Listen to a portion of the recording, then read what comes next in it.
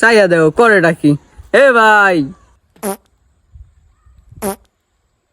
এমনি সে ফেলাইতেছেন, মনে হইতেছে তো গু খেয়েছেন।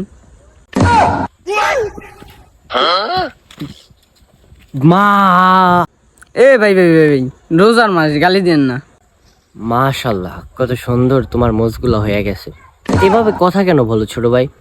এভাবে কথা বলতে হয় না।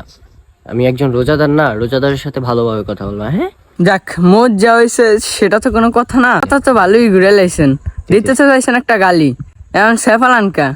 আরে বেটা, রোজা রইছি তো, এই কারণে আর কি সাইফালাই। ও আল্লাহর দুনিয়াতে তো মনে হয় আমি একলাই রোজা রইছেন।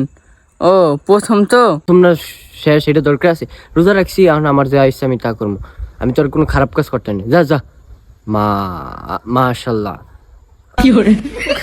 রমজানটা শেষ হোক, এরপর দেখিস। বা বাড়িতে আমি কি এখন?